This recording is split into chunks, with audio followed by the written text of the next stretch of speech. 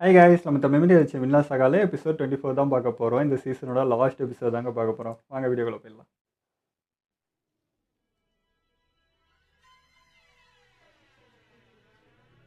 சரி, அப்ப என்னால என்ன பண்ண முடியும்? இந்த முட்டாளுங்க கிட்ட இருந்து என் நாட்டை எப்படி நான் காப்பாத்துறது? எங்க இளவரசரை காப்பாத்துனதுக்கான பரிசு இது. 50 பவுன் வெள்ளி அரசர் பரிசா கொடுக்கிறாரு. இத நீ நன்றியோட ஏத்துக்கோ. கனூட்டோட உயிரை காப்பாத்துறதுக்காக நீ ரொம்ப கடினமா சண்டை போட்டன்னு கேள்விப்பட்டேன். என்னோட நன்றியை ஏத்துக்க. நன்றி. உங்க பரிசுக்கு நன்றி அரசே. வேல்ஸ் அடக்கிற நம்ம போர்ல உன் மேல நான் பெரிய நம்பிக்கை வச்சிருக்கேன், புரியுதா?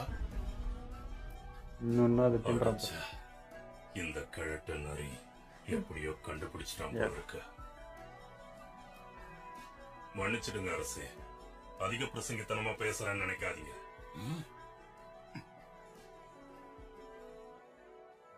வேல்ஸ் உங்க ஆளுமைக்குள்ள கொண்டு வரணும்னு நீங்க நினைச்சது ஒரு சிறந்த முடிவா இருக்கும்னு உண்மையிலேயே உங்களுக்கு தோணுதா அரசே? டக்குன்னு பேசிட்டான்.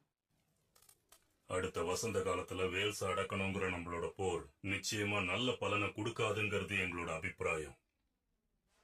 தயவு செஞ்சு இதை மறுபரிசீலனை பண்ணணும். என்ன ஆஸ்கலாடுது? இந்த இடத்துல நீ பிரச்சனையை உருவாக்குவேன்னு சொல்லவே இல்லையே. ஓஹோ, இவருதான் ஆஸ்கலாடா? நம்ம அரசரோட திட்டத்தையும் மறுக்கிற அளவுக்கு தைரியமா?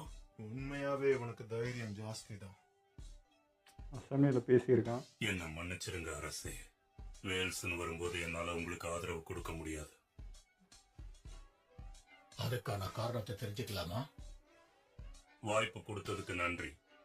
முதல்ல 10 ஆண்டுகளா ஆங்கிலேயர்களை எதிர்த்து சண்டை போடுறோம். அதுக்கு இன்னும் ஒரு முடிவு கிடைக்கவே இல்லை அரசே. நம்ம மக்களையும் நம்ம நிலத்தையும் பாதுகாக்கிறதுல தான் இந்த நேரத்துல நம்ம கவனம் இருக்கணும். இன்னொரு காரணமும் இருக்கு. வேல்ஸோட நிலம் ஒரு வறண்ட பூமி. அங்க எந்த விதமான செழிப்பும் கிடையாது. வேல்ஸ் ஆக்கிரமிக்கிறதுங்கிறது நம்ம குதிரைகளுக்கு தேவையில்லாத சிரமம் கொடுக்கற மாதிரி, ஒரு முயலை பிடிக்க மலையை தாண்டற மாதிரி. சுருக்கமா சொல்லணும்னா வேல்ஸ் ஆக்கிரமிக்கிறதுங்கிறது வீண் முயற்சி தான். எந்த பயனும் இல்லை. சரிதான்ப்பா. நல்ல வேலைமா அதை சொல்லிட்டான். இவனுக்கு பேச்சு திறமை ரொம்ப நல்லா இருக்கு. இது ஒன்னும் ஆக்கிரமிப்பு கிடையாது. அரசர்கிட்ட யார் மரியாதை இல்லாம பேசினாலும் அரசர் சும்மா விட மாட்டாரு, தெரியும்ல? தயவு செஞ்சு என்ன தப்பா நினைக்க வேண்டாம் அரசே. ஒருவேளை உங்களோட கவலை அதுவா இருந்தா என்ன உங்களோட தூதுவனா அனுப்புங்க. வேல்ஸ் மக்களை என்னால சமாளிக்க முடியும்.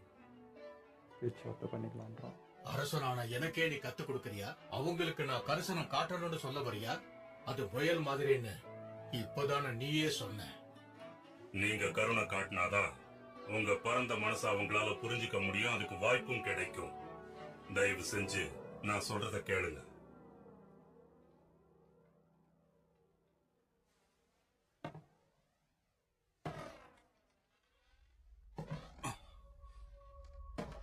அவளை கொல்ல போறாரா?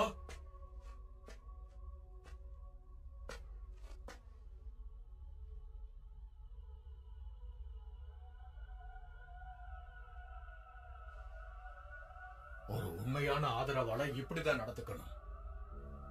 ஒரு அரசனுக்கு ஒருத்தன் கொடுக்கக்கூடிய புதையலே ஆலோசனை தான்.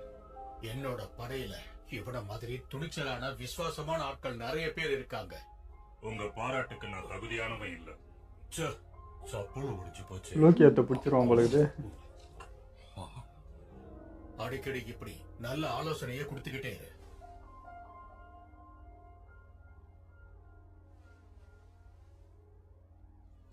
வேல்ஸ் வேணுமா கண்ணுட்டு வேணுமா, ஏதாவது ஒன்ன தேர்ந்தெடு. உண்மையிலேயே எனக்கு வேல்ஸ பத்தி எந்த விதமான அக்கறையும் கிடையாது. செக் வைக்கிறாங்க. தலையை என்கிட்ட கொடுத்துட்டு என்னோட சேர்ந்துரு. அதுக்கப்புறம் நான் வேல்ஸ சுதந்திரமா விட்டுறேன். என்ன புரியுதா? நீ யாருங்கிறத ஓரளவுக்கு நான் புரிஞ்சுக்கிட்டேன். உன்னோட அம்மா உண்மையிலேயே ஒரு அடிமையா தான் வாழ்ந்திருக்கா. வேல்ஸ் மேல உனக்கு ஏன் இவ்வளவு அக்கறைங்கிறது எனக்கு நல்லா புரியுது. வேல்ஸ்ல நடக்கிற ஒரே விஷயம் அடிமைகள் வணிகம் மட்டும்தான். அது எனக்கு நல்லாவே தெரியும்.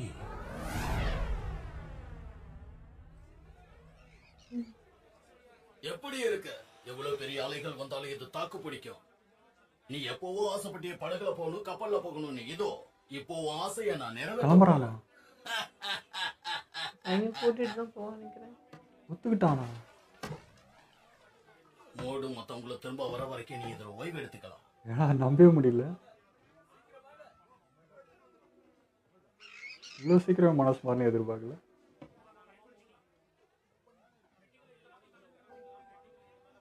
நல்ல முடிவு தான்.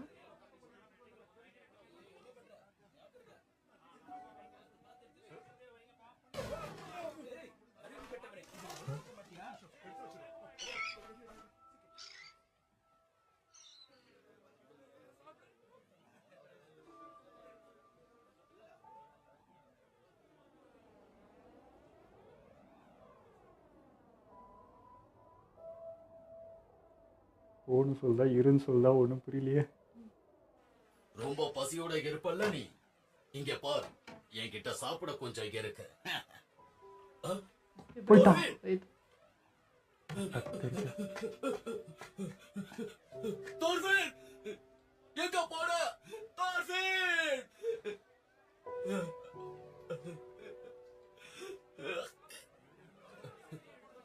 தோர்ஃபின்!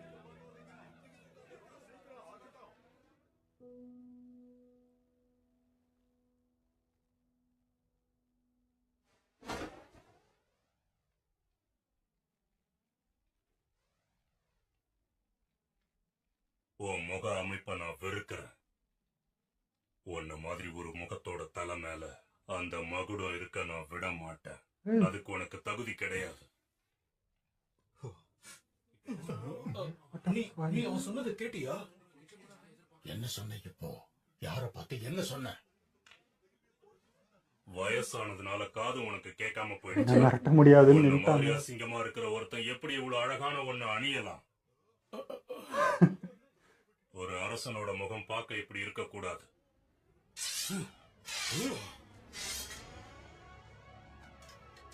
அசையாதீங்க காவலர்களே. அரசர் என் முன்னாடி இருக்காரு. ஒரு நொடியில் அவர் தலையை வெட்டிடுவேன். உனக்கிட்ட வந்து மாட்டிக்கிட்டான். அரசருக்கே ஊத்திச்சு.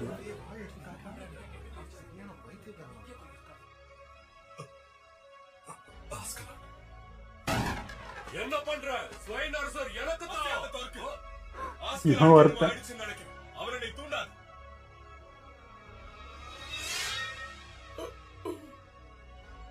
உன்னோட வாழ கீழே இருக்கு. போனா போகட்டும்னு உன்னை நான் மன்னிச்சு விட்டுறேன்.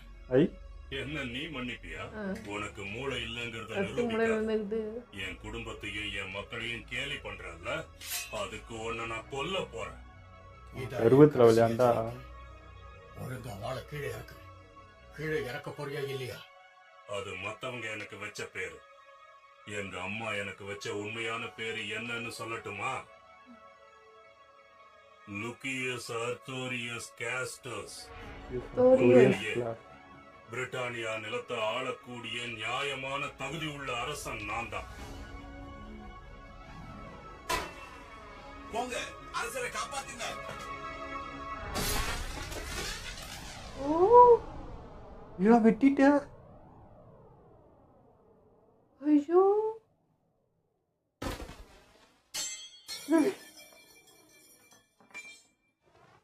யோப்பா.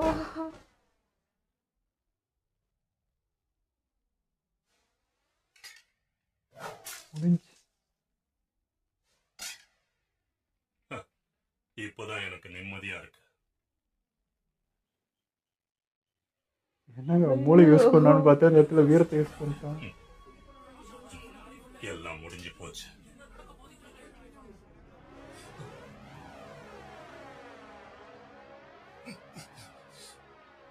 என்ன எல்லாரும் வேடிக்கை பாக்குறீங்க? போய் தாக்குங்க. உடனே அவனை கைது பண்ணுங்க.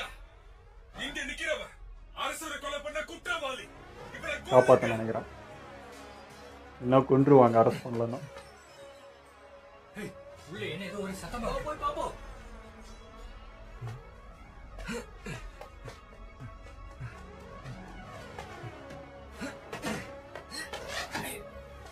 தம்பி அங்கேயே ஒரு கலவரம் தம்பி, நீ வேற கொடுக்க.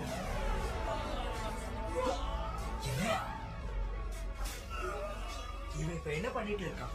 நித்தியமா இவன் என்ன நடக்குதுன்னே புரிய மாட்டேங்குது. காரியம் பண்றான் அவன். அந்த முட்டாள் கிழவன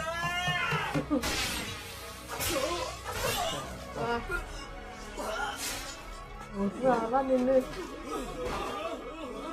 அசம்பிளியில் அதுவும் என்ன ஆச்சு? அடுத்து யார் சாகணும்னு நினைக்கிறீங்களோ முன்னாடி வாங்க. இந்த பிரிட்டானியா நிலத்தோட அரசன் உங்க எல்லாரையும் கொல்ல போறேன். வைத்தியமாயிட்டாங்க. யாரும் பயப்பட வேணாம். அவனை எல்லாரும் சுத்தி வளைங்க. தெரிஞ்சு இலவசம் கோவப்பட்ட மாதிரி தெரிஞ்சுது. காப்பாற்ற நினைக்கிறாங்க. அரெஸ்ட் பண்ணாதானே அது தெரியுது, ஆனாலும் கொஞ்சம் இதாயிட்டானோ அப்படின்னு தோணுது.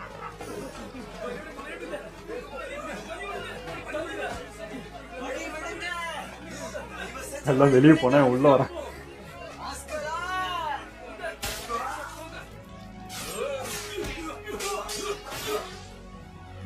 கொஞ்சம் பொறுமையா இருந்தாங்க.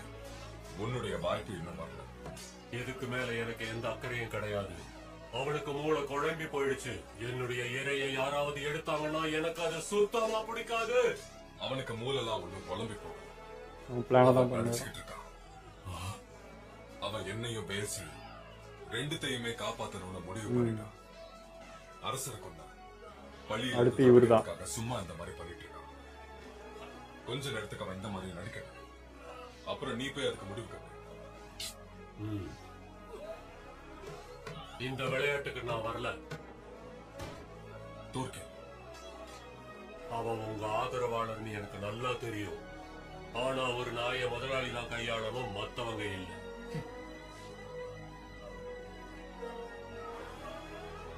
தடுக்க மாட்டேன். என்ன ஆச்சு டேனியல்களே? இதுக்கு மேல யாரும் சாக வரலையா?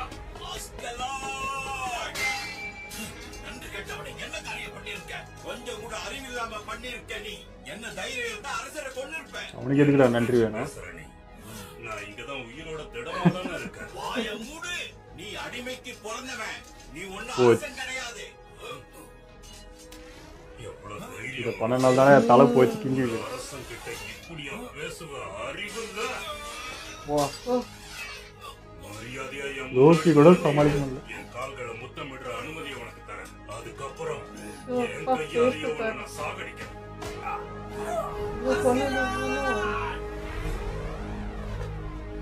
கிட்ட வராத தோர்ஃபேன். பிளான்ல வராத.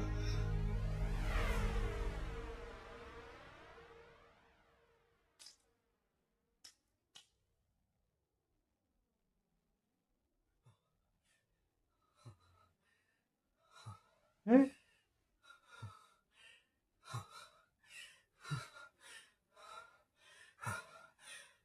என்ன நடக்குதுங்க? பிளானுக்காகவா முதல் தடவையா இப்பதான் ஒருத்தனை குத்துறீங்களா இளவரசே? இப்படி நிக்கிறாரு பாரு.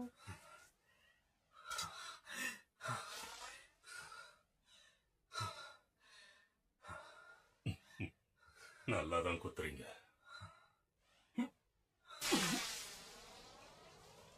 சா.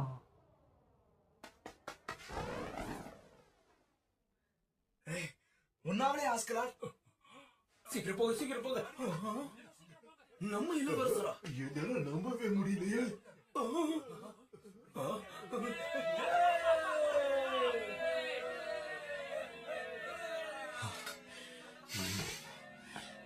நிமிர்ந்து நில்லுங்க. இந்த இடம் தான் வாழ்க்கையில ரொம்ப முக்கியம். அரசியல என்னையும் அரசியல்வாதி ஆக்கிட்டு அலங்கரிக்கப்பட்டிருக்கு. இதை வீணாக்கிடாதீங்க. ஏய் எந்திரி. உனக்கும் எனக்கும் சண்டை இருக்க மரியாதை எந்திரி. இந்த இடத்துல உன்னை குத்த எப்படி அனுமதிக்கலாம்? அப்படிலாம் சாக கூடாது. உனக்கும் எனக்கும் கணக்கு இருக்கு. போதும் வாய மூடு. என்ன ஓய்வெடுக்க விடு. இதுக்கு மேல என் உடம்புல தெம்பு இல்ல. நீ அப்படிலாம் சொல்லாத. எழுந்துரு, நம்ம போயிடலாம். சீக்கிரம் எழுந்து வா. முட்டாள் பயல. என்ன குத்தணும்னா சீக்கிரமா குத்திட. உன்னை ரொம்ப காலம் காக்க வச்சதுக்காக என்ன மன்னிச்சிடும். நான் என் உயிரை உனக்காக அர்ப்பணிக்கிறேன். என்ன கொன்னுடு. என்ன இருந்தாலும் நாம ரெண்டு பேரும் ஆரம்பத்துல இருந்த எதிரிங்க தானே. நீ சாக போறியா? உண்மையாவா? சீக்கிரமா என்ன குத்தி கொல்லு. அவன் சாவணுனாலும் அவன் தாண்டா முடிவு பண்ணுவான்.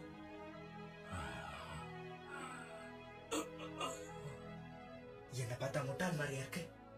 இப்படி பண்ணிட்டியே. நியாயமா நீ இப்படி சாக கூடாது. புரியா? நம்ம கரைக்கு இப்படி கீழ கூடாது. களத்துல நேருக்கு நேரா சந்திக்கணும். நான் உன்னை மன்னிக்க மாட்டேன். இப்படி நீ சாக கூடாது. எழுந்து வா. என் கூட நேருக்கு நேரா சண்டை போடு. நான் உன் கூட சண்டை போடுறேன். புரியுதா? உன்கிட்ட நான் சொல்றேன். மரியாதையா எழுந்து. நான் சொல்றேன். இதுக்குதான் எனக்கு பசங்களை சுத்தமா பிடிக்காது. நீ சாக கூடாது. என் கூட சண்டை போடு தோர்ஃபின். உன் வாழ்க்கையை எப்படி வாழணும்னு முடிவு பண்ணிருக்க. எதிர்காலத்துல நான் இறந்து போனதுக்கு அப்புறமா உன் வாழ்க்கையை நீ எப்படி வாழ்வ அது அவனுக்கே தெரியாது. அதை அவன் யோசிக்கவே இல்லையே. அத பத்தி எல்லாம் நீ இது வரைக்கும் யோசிச்சதே இல்லல்ல. வாய மூடு. பேசாத. வாழ்க்கையில முன்னேறி போ, இங்கேயே இருக்காத. இந்த இடத்துல உனக்கு எதுவுமே கிடைக்க போறதில்ல. எங்கேயாவது தூரமா போயிடு. தார்ஸ் போன மாதிரி நீயும் போயிடு. நீ தார்ஸுடைய மகன், மறந்துடாத. இங்க இருந்து போயிடு. தார்ஸ் மாதிரி ஒரு வாழ்க்கையை அமைச்சுக்க. ஓ, தயவு செஞ்சு இங்க இருக்காத. அதுதான் ஒரு உண்மையான மாவீரனுக்கான சண்டை. நீ தார்ஸோட மகங்கிறத மறந்துடாத. தார்ஸோட பேருக்கு பெருமை சேரு.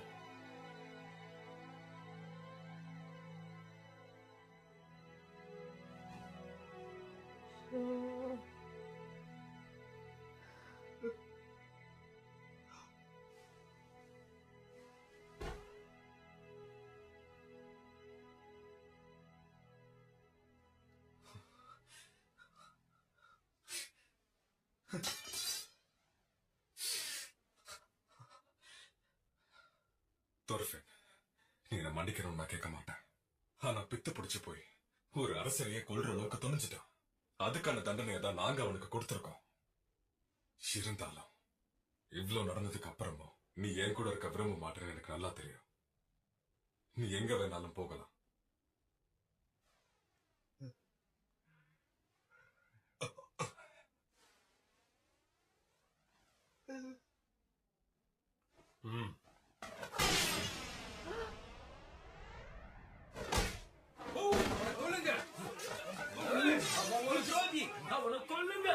நிறுத்துங்க. அவனை யாரும் எதுவும் பண்ணாதீங்க. நகருங்க.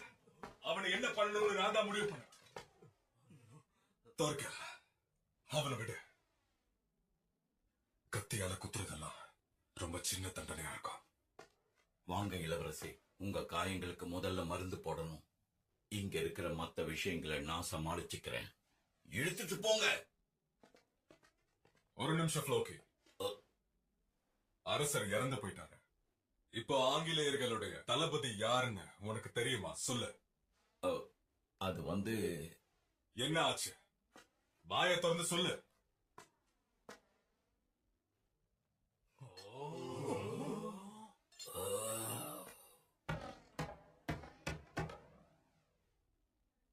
எல்லாரும் நான் சொல்றது கேளுங்க.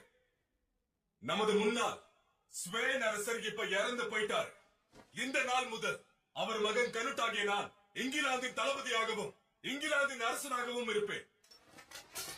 இன்னொரு பையன் எங்கதான் போன வகுப்பு வரவே மாட்டேங்கிறாங்க. ஆக்கிரமிக்கணும்ன்ற வருவான். எண்ணத்தை இப்போ அவன் தானே எதிராக வரும். முன்னாள் அரசர் இறந்ததுனால நிறைய பேர் புரட்சி பண்ணணும்னு முளைச்சு வருவாங்க. முதல்ல அவங்கள நாம கையாளுறதுக்கான ஏற்பாடுகளை பண்ணணும். உங்க பரிசுகள் பத்தின தகவல்களை அப்புறமா நான் அறிவிக்கிறேன். முடிஞ்சது. நீங்களா போகலாம். அவனோட உயிருக்கு வேல்யூ கொடுத்துருந்தோம். அதனால உடனே பண்ணிட்டான்.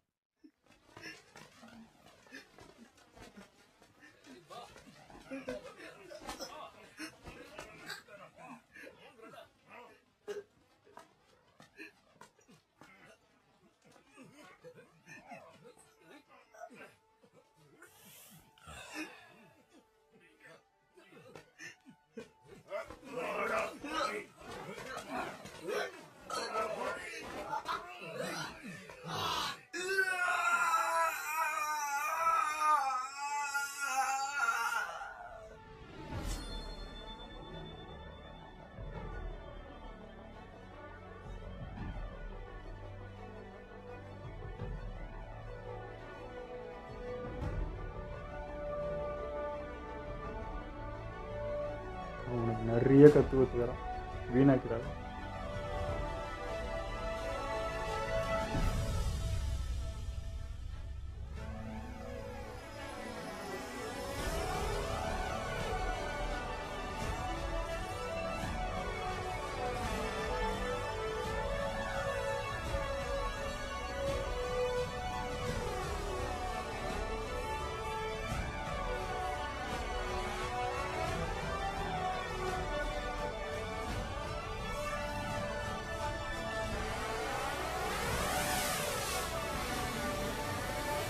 அவங்க மாமா கூட கிளம்பிட்டாங்க நினைக்கிறேன்.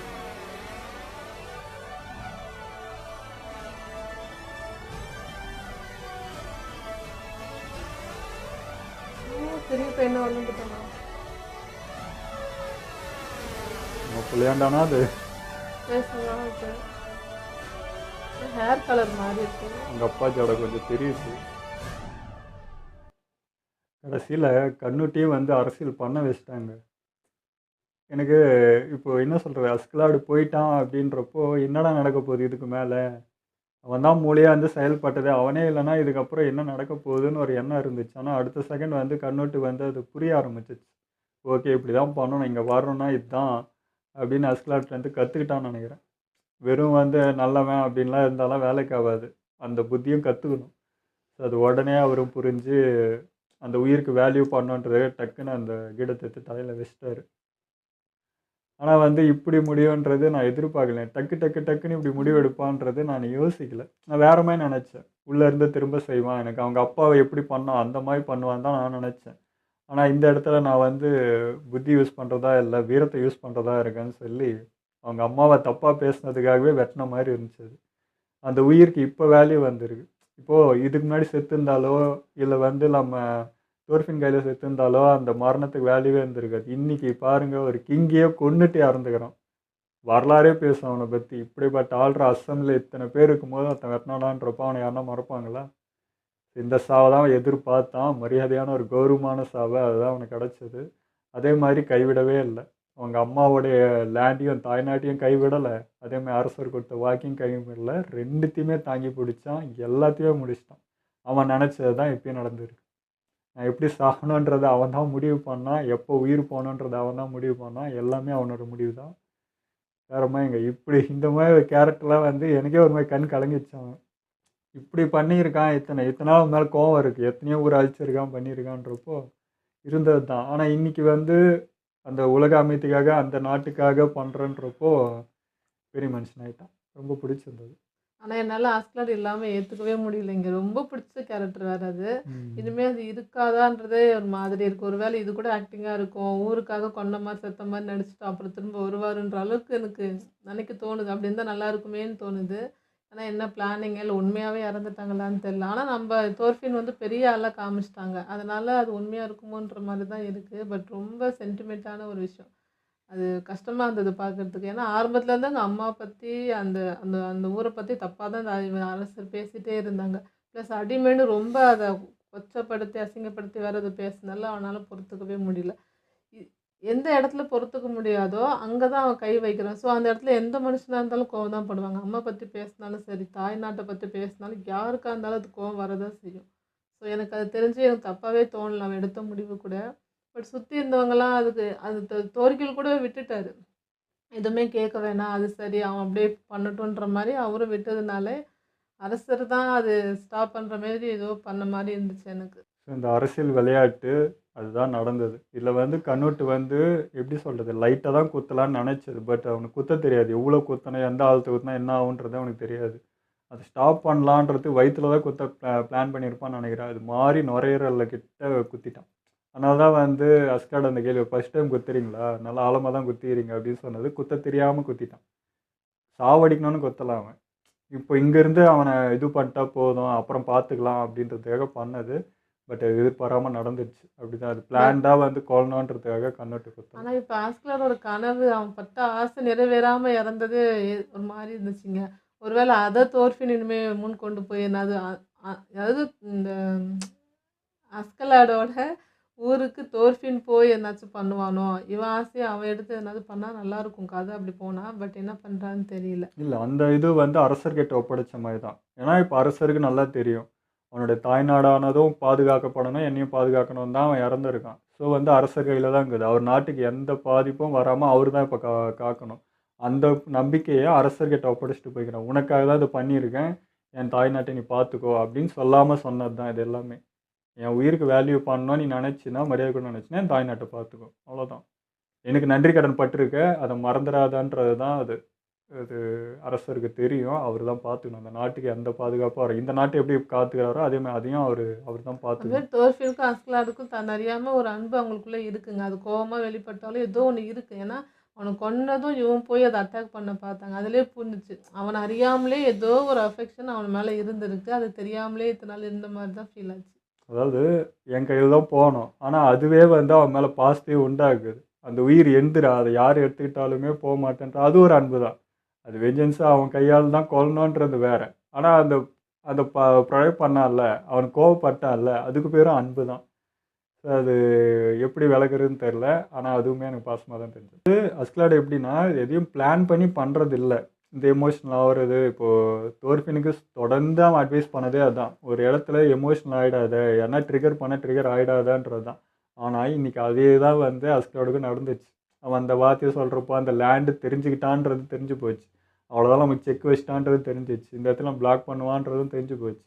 அதே சமயம் அம்மா பற்றி பேசினா அவன் தூண்டப்படுவான்றதும் அவனுக்கு தெரியும். கரெக்டாக எமோஷன் ஆனான். ஆனாலுமே அதுலேயும் நான் என் பிளானை முடிச்சுட்டு தான் போவேன். எமோஷனலாக தப்பான முடிவு எடுக்க மாட்டேன். அதுலேயும் என்னென்னலாம் என்னால் பண்ண முடியுமா, கடைசி கட்டம் இதான் எண்டுன்னு தெரிஞ்சு போச்சு. இப்போ நான் அவனை வெட்ட போகிறேன், நான் முடிவாயிட்டேன்.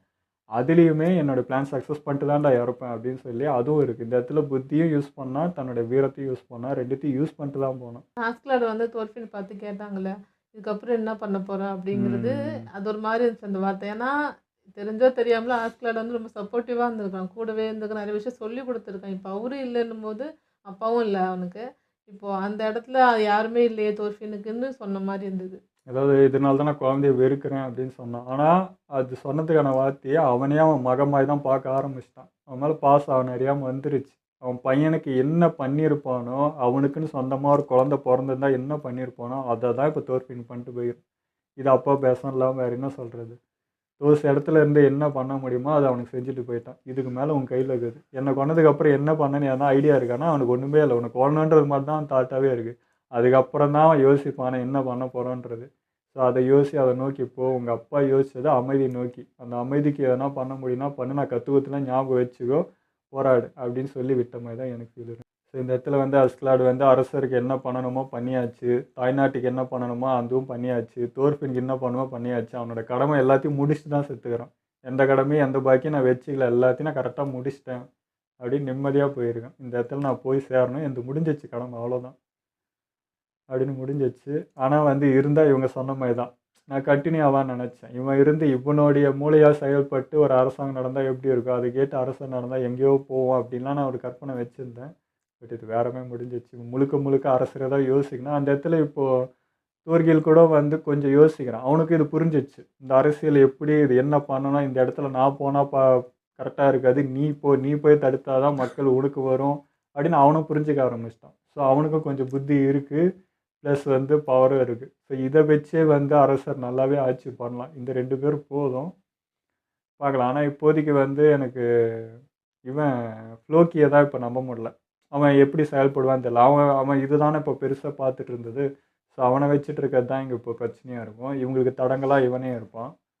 ஸோ அதை வச்சு தான் இப்போ அரசர் முடிவு எடுக்கணும். பார்க்கலாம் என்ன நடக்குது. இப்போ தோர்ஃபினும் காமிச்சாங்க, அவன் வளர்ந்து பெரியானா காட்டுறது வந்து அவங்க ஊரில் இருக்கிற மாதிரியே இல்லை. அம்மாவை தேடி அவன் போவானா மாட்டானே தெரில. இன்னமும் நம்பிக்கையே இல்லை, அந்த சைடே போக மாட்டான் அவன். அது இல்லாமல் இப்போவும் கண்ணூட்டுக்கு தான் அவன் பாதுகாப்பாக இருப்பானோன்ற மாதிரி தான் எனக்கு தோணுச்சு. எனக்கு வந்து போகிற மாதிரி தான் தெரியுது, அவங்க அம்மாவை நோக்கி போகிற மாதிரி. ஏன்னா அந்த பனிக்கட்டியில் ஏறி அந்த இது காட்டுறப்போ ஐஸ்லாண்ட் மாதிரி தான் இருந்தது. போகணும்னு தான் தோணுது. ஏன்னா இன்னும் டிலே பண்ணால் என்ன இருக்குது. இதுக்கு அவனுடைய தாட்டு மொத்தமே வந்து வெறும் அஸ்கலாடு தான். அது முடிஞ்சிச்சுன்னா அவனுக்கு எது மேலேயும் அக்கறை இல்லை, அரசர் மேலேயும் அக்கறை, எது மேலேயும் அக்கறை இருக்காது. தெரியல, இவ்வளோ பெரிய பையனாக இருந்தால் அப்போ இத்தனை வருஷத்துலேயே அவன் போயிருக்கணும்ல. அப்போ இப்போ எங்க போறான்றது ஒருவேளை போயிட்டு கப்பல்ல ரிட்டர்ன் வர படகுல. காட்டுறதா கூட இருக்கலாம் அந்த படகுல. இப்போ போயிட்டு அம்மாட்ட ஆசீர்வாதம் வாங்கிட்டு ரிட்டர்ன் வந்துட்டு இருக்கானோன்ற மாதிரியும் தோணுது. எப்படி வேணாலும் இருக்கலாம். பார்க்கலாம் சீசன் 2ல தான் எனக்கு என்ன அதுக்கு தெரியும். ஆஸ்கலாட் கொடுத்த பொறுப்பு கண்ணுட்டுக்கு இதா இருக்கணும்ன்றது. அதை காப்பாற்றுவானோ இப்போவும் கண்ணுட்டுக்கு துணையா தான் இருப்பானோன்ற மாதிரி தோணுது. அதான் பார்ப்போம். வளர்ப்பாப்பா சொல்றதை ஏத்துக்கிறாரா இல்லை பெத்தாப்பா சொல்றதை ஏத்துக்கிறாரு, ரெண்டுமே இருக்கு இப்போ மைண்ட்ல. ஆனா கடைசியா வந்து அந்த கத்தி கீழே விட்டுட்டான். அதுலேயே தோசு சொன்ன வார்த்தை தான் அங்க ப்ரூஃப் ஆன மாதிரி இருந்துச்சு. பார்க்கலாம் என்ன முடிவு பண்ணியிருக்கான்னு அவன் தெரியல. இத்தனை நாள் கத்தியை பிடிச்சதே அவன் உயிர் எடுக்கிறது தான். அதுவே முடிஞ்சிச்சுமே கத்தி பிடிச்சி என்ன பண்ணுறதுன்னு. பட் கத்தியை பிடிக்க வேண்டிய தருணம் திரும்ப வரும் தான் எனக்கு தோணுது. ஏன்னா அவ்வளோ இருக்குது பெண்டிங்கு.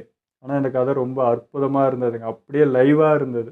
நம்ம அந்த டைம் போய் வாழ்ந்துருந்தா எப்படி இருந்திருக்குமோ அப்படி தான் இருந்தது. அது மேலே கூட அப்படின்லாம் இல்லை. ரியலாக அந்த காலத்தில் மனுஷங்க இப்படி தான் இருந்திருப்பாங்க, அவனோட வீரம் இப்படி தான் இருந்திருக்கும், பேச்சு இப்படி தான் இருந்திருக்கும் அப்படின்னு எல்லாமே தெளிவாக இருந்தது.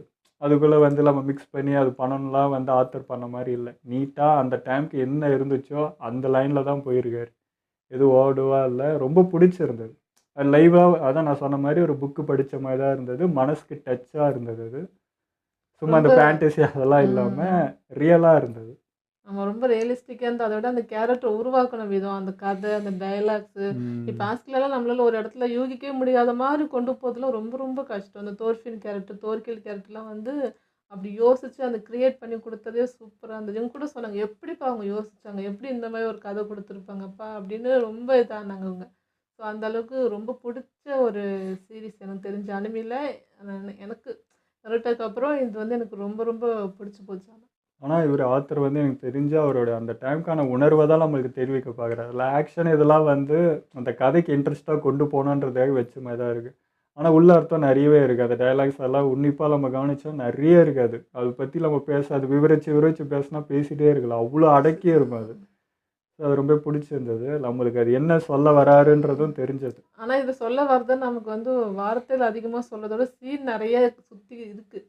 அது நம்ம பார்த்து உணர்ந்தாவே நிறையா எடுத்துக்க முடியும். அவர் அந்த மாதிரி கொடுத்த மாதிரி தான் இருந்துச்சு. விஷுவலாக நிறையா இங்கே இருக்குது, நீங்களா தேடி பாருங்கள் உங்களுக்கு தெரியும் அப்படின்னு கொடுத்த மாதிரி இருந்தது. ஸோ இந்த மாஸ் டைலாக் வைக்கிறது அதெல்லாம் இல்லை. எல்லாமே ஒரு கண் பார்வை தான். ஒரு பார்வையில் எல்லாத்தையுமே நம்மளால் உணர முடியுதுன்னா அதுதான் வந்து அந்த ஆத்தரோட வந்து மெயின் ப்ளஸ்ஸாக பார்க்குறேன். வெறும் கண் பார்வையிலே ஒரு விஷயத்தில் நமக்கு தெரிவிச்சிருக்காரு.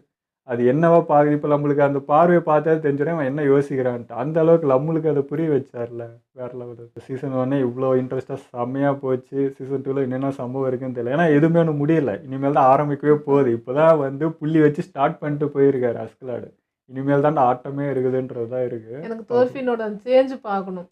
ஆஸ்கலாடு சொன்னதெல்லாம் மண்டையில் ஏற்றிட்டு இப்போ புரிஞ்சுட்டு அதுபடி நடத்துகிறானா, இந்த வே மாறி இருக்கான்றது தான் பார்க்கணும் எனக்கு. ஏன்னா இப்போ அவனோட பார்வை மாறி இருக்குது. அந்த கொலவெறி பார்வை ஒன்று இருக்கும் பாருங்கள் சின்ன வயசில். அது இப்போ மாறி ஒரு மாதிரி குழப்பமான பார்வையாக இப்போ அவன் ஃபேஸ் பார்க்குறப்ப அப்படி தான் தெரிஞ்சது. அந்த பார்வையில் இப்போ கொலவெறி இல்லை. ஸோ இனிமேல் நிதானமாக பொறுமையாக யோசிப்பான்னு நினைக்கிறேன். பட் எனக்கு அப்படியே அவங்க அப்பாவை திரும்ப கொண்டு வந்த மாதிரி சின்ன வயசில் பார்க்குறப்போ அந்த பேஸ் கட் இல்லை. பட் வாழ்ந்ததுக்கப்புறம் அவங்க அப்பாவோட பேஸ் கட் அப்படியே வருது. ஸோ தோசையே திரும்ப மறுபடியும் எழுந்து வர மாதிரி தான் எனக்கு தாட் இருக்குது. பார்க்கலாம் எப்படி அந்த அவங்க அப்பா மாதிரி வரானா எப்படி இருக்கான்றது. ஓகே, இதெல்லாம் நம்ம வீடியோ முடிச்சுப்போம். மறக்காமல் லைக் கமெண்ட் ஷேர் பண்ணுங்கள். மறக்காமல் சப்ஸ்கிரைப் பண்ணிடுங்க.